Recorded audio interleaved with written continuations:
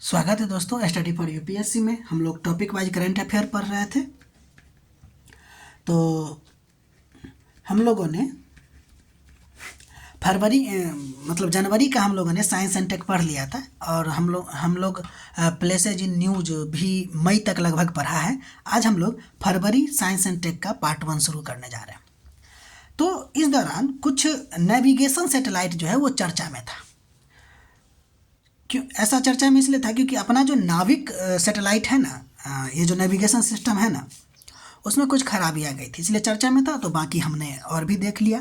तो देखिए, नाविक के बारे में अगर बात करें तो यह भारत का क्षेत्रीय नेविगेशन उपग्रह प्रणाली है, NAVIC।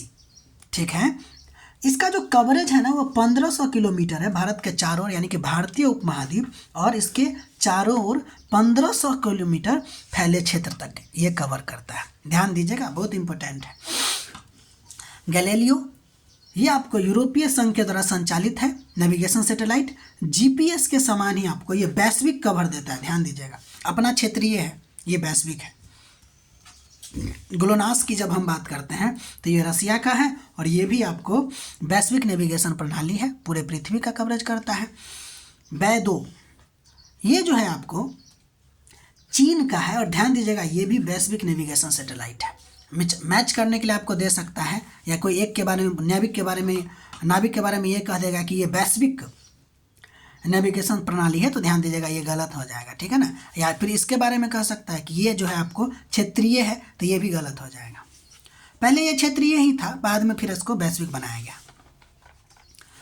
अगला नंबर जो टॉपिक चर्चा में था उसका नाम था DDoS हमला। ध्यान दीजिए, कर्नाटक में ना एक ऐप है जिसका नाम है कावेरी 2.0। ये संपत्ति पंजीकरण पोर्टल है, इस पे आपको हमला हुआ। तो देखते हैं क्या है ये। DDoS जो है ना, उसका फुल फॉर्म होता है डिस्ट्रीब्यूटेड डेनियल ऑफ सर्विस। ये एक प्रकार का साइबर हमला है। यहाँ तक समझे? अब देखिए, जब ये पढ़ रहे थे तो उसमें हमको दो चीज़ दिखा। एक तो DOS दिखा यानी कि डेनियल ऑफ सर्विस दिखा, और दूसरा DDoS भी दिखा यानी कि डिस्ट्रीब्यूटेड डेनियल ऑफ सर्विस। दोनों में डिफरेंस देख लेते हैं। देखिए, जब आपको DOS अटैक के बारे में कहेगा तो ये ध्यान दीजिएगा, ये बहुत वैलिड पॉइंट है कि एक ही कंप्यूटर या सिस्टम से किसी वेबसाइट, सर्वर, नेटवर्क पर बहुत ज़्यादा रिक्वेस्ट भेजा जाता है, जिससे होगा क्या कि सर्वर ओवरलोड हो जाती है तो स्लो काम करेगा, जिसके वजह से लेजिटिमेट जो यूजर है यानी कि वैध उपयोगिता है ना, उसको सर्विस नहीं मिल पाती है। ठीक, मतलब सर्विस को ये क्या करता है ना, अस्थायी रूप से बंद कर देता है। उसको हम लोग DOS अटैक कहते हैं। ये बात बहुत इंपॉर्टेंट है कि एक ही कंप्यूटर या सिस्टम से ठीक बार बार रिक्वेस्ट भेजते हैं, जिससे कि लेजिटिमेट जो यूजर है ना वो यूज नहीं कर पाता, टेम्पररी होता है ये। अब हम लोग बात करेंगे DDoS अटैक। ध्यान दीजिए, इसमें लाखों हो सकता है या हजारों एक साथ मिलकर एक ही टारगेट पर हमला करता है। बेसिक बात समझे कि नहीं, कंफ्यूजन नहीं रहने का। ठीक है, तो ये जो है आपको कई कंप्यूटर को एक साथ क्या करता है, टारगेट किया जाता है। मतलब कई कंप्यूटर मिल के एक साथ टारगेट किया जाता है। और ये जो कंप्यूटर होता है ना, अक्सर आपको बॉटनेट होते हैं, ये बात भी भूलिएगा नहीं। ये जो कंप्यूटर आपस में जुड़े होते हैं वो बॉटनेट से जुड़े होते हैं। मतलब साइबर मतलब कि ये जो वायरस से इन्फेक्टेड सिस्टम को बोलते हैं बॉटनेट। मतलब डिस्ट्रीब्यूटेड तरीके से सर्विस को बंद करना। ये एक ही जगह नहीं, अलग अलग जगह हो सकता है। ये एक ही जगह होगा क्या, लाखों करोड़ों, लाखों हजारों जो होंगे वो अलग अलग जगह बैठे होंगे, लेकिन ये जुड़े होंगे किससे, बॉटनेट से। अब ये बॉटनेट क्या होता है इसके बारे में थोड़ा सा आपको बता दिया गया है। बॉट का मतलब होता है इन्फेक्टेड कंप्यूटर, और नेटवर्क का मतलब एक दूसरे से जुड़ा होना, यानी कि लाखों हजारों संक्रमित कंप्यूटर या डिवाइस का नेटवर्क को हम लोग बॉटनेट बोलते हैं। उम्मीद है आपको बहुत ही सिंपल शब्दों में DDoS हमले के बारे में पता चल गया होगा। ठीक, अब हम लोग आगे बढ़ते हैं और एक बीमारी की चर्चा करते हैं जिसका नाम है टाइफाइड। ICMR जो है ना, वो आपको टाइफाइड और पैराटाइफाइड के खिलाफ एक नए आंत ज्वर के टीके के संयुक्त विकास और व्यावसायिक उत्पादन के लिए निर्माताओं को क्या किया है, आमंत्रित किया है, जिसके कारण टाइफाइड चर्चा में था। अब इसके बारे में एक एक करके बात करते हैं। पहली बात तो यह एक संक्रामक है, इस बात को भी भूलिएगा नहीं, और बैक्टीरियल है, फैलता है, ये बैक्टीरिया वाला रोग है। उस बैक्टीरिया का नाम है सल्मोनेल या सल्मोनेला टाइफी बैक्टीरिया, और यह जो रोग है मुख्यतः दूषित भोजन और पानी से फैलता है। फैलने का तरीका यहाँ आपको और थोड़ा सा डिटेल में बताया गया कि मोड ऑफ ट्रांसमिशन की बात करें तो दूषित पानी पीने से, संक्रमित भोजन खाने से, संक्रमित अगर कोई व्यक्ति है यानी कि टाइफाइड से अगर पीड़ित कोई व्यक्ति है तो उसके मल मूत्र से, कंटामिनेटेड फूड या भोजन से भी हो सकता है, खराब सैनिटेशन या हाइजीन अगर खराब हो तो भी होगा। ये इम्पोर्टेंट फैक्ट याद रखिएगा कि टाइफाइड जो है ना, उसका रूट के लिए बोला जाता है फैको ओरल रूट, यानी कि ये माउथ सिस्टम से फैलता है, यानी कि देखें ना, दूषित भोजन और पानी से फैलता है, इसलिए इसके लिए वर्ड यूज किया जाता है फैको ओरल रूट। ये बहुत ही इम्पोर्टेंट फैक्ट है। अब हम आगे बढ़ें, ठीक है, इसको लिखते रहिएगा, आप लोग लिखिएगा और फिर एक बार वीडियो देख लीजिएगा तो और ज़्यादा समझ में आ जाएगी। इसके रोकथाम के लिए क्या वैक्सीनेशन है, तो हाँ है।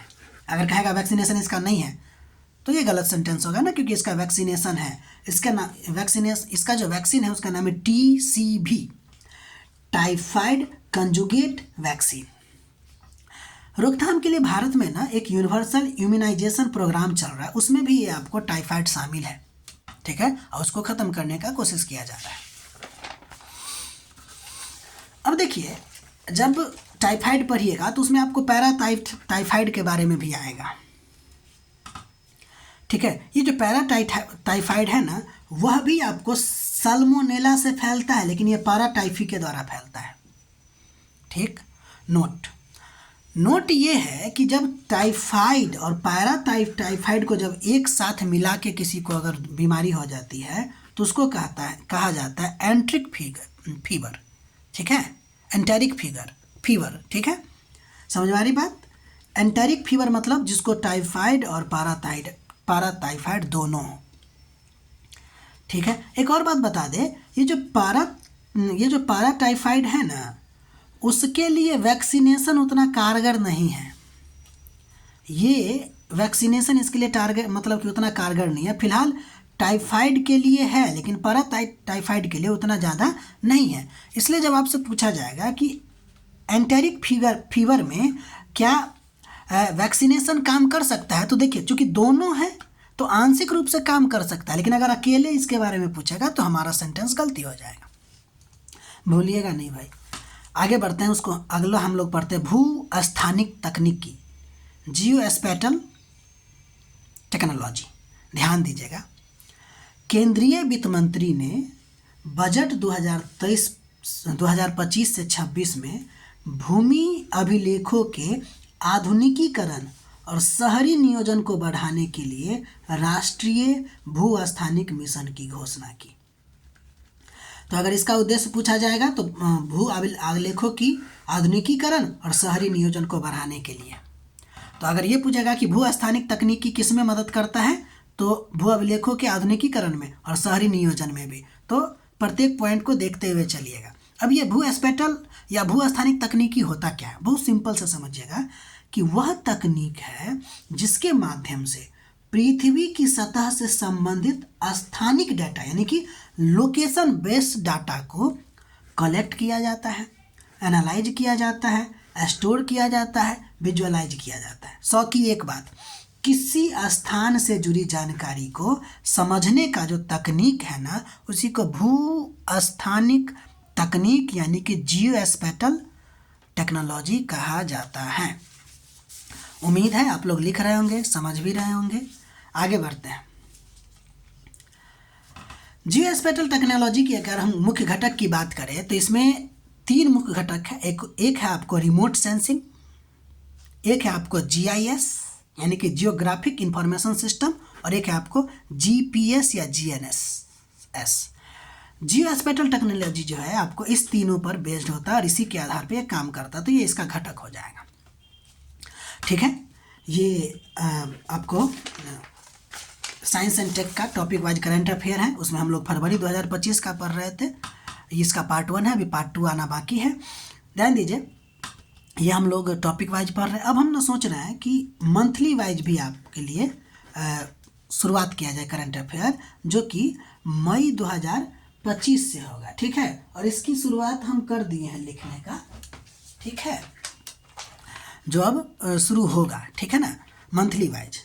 तो तब तक के लिए अपना ख्याल रखिए, इसको पढ़ते रहिए। अच्छा लगे तो लाइक भी कीजिए, सब्सक्राइब भी कीजिए और नोट बनाते रहिए, ताकि रिवीजन करने में ज़्यादा परेशानी ना हो।